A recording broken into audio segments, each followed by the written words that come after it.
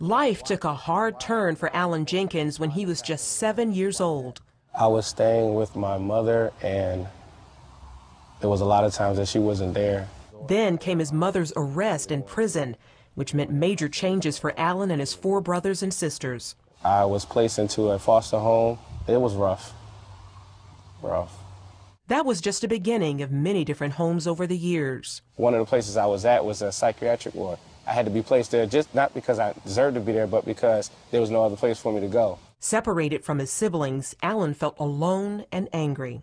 I looked at where I was at and felt that nobody else could feel how I feel. I used to cry all the time in the cell, and cry and cry and cry, and I would pray and ask God, to help me and help my family and all that stuff. And he told me that he was going to help me. That help came as Alan prepared for life out on his own. Towards the end of my foster care years, I was actually placed into a home that was totally different from the experiences that I previously had.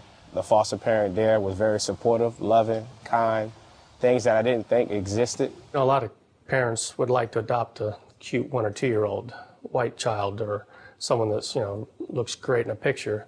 But the ones that are a lot older, that have different issues, that have been in the system for a long time, there are not as many people interested in even entertaining the idea of adopting them. But Alan and Dana Steele took that idea to new levels. They adopted 9 children in addition to their 3 biological kids. Most suffered serious physical or emotional problems, considered long shots for adoption. Each of our kids have special needs in different ways. The younger ones, for the most part, either have been drug exposed or severely abused. Our son Jake is 7. He came to us at 3 months. He had 36 broken bones, and he'd been shaken twice. Kiyunda is the latest addition to the Steele family. The 18-year-old moved in and out of foster homes and shelters since she was 14. A lot of kids there, especially my roommates that I had, you're sleeping beside someone who wakes up in the middle of the night screaming. And it makes you want to cry. The chances of older foster kids finding a family are tough. While she knows she is one of the fortunate ones, Kiyunda admits this new opportunity won't be easy either.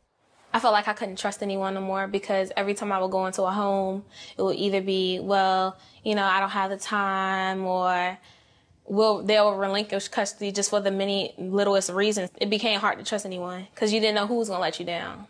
Kids with trust issues are familiar to workers with United Methodist Family Services.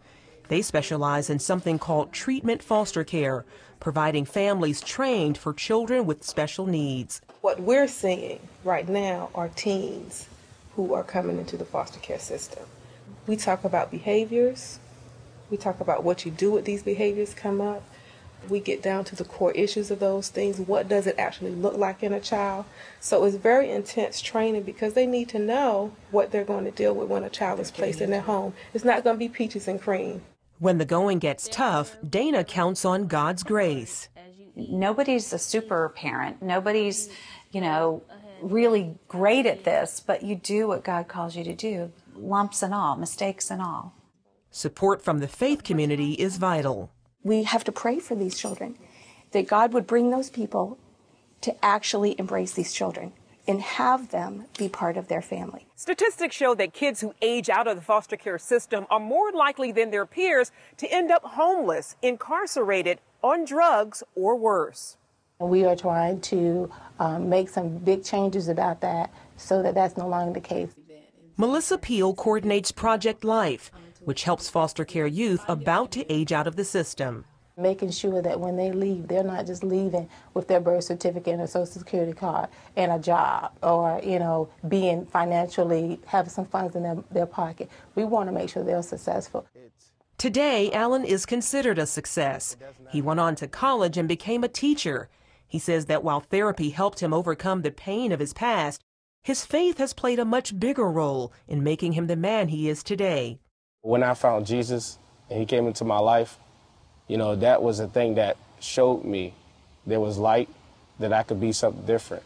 And ever since then, I just wanted to walk in that light. Kiyunda is studying to become a nurse. She says being in a permanent home has given her a joy she has always dreamed about. It's like a Christmas gift that you always wanted, and you finally got it. It's like, yes. Charlene Israel, CBN News.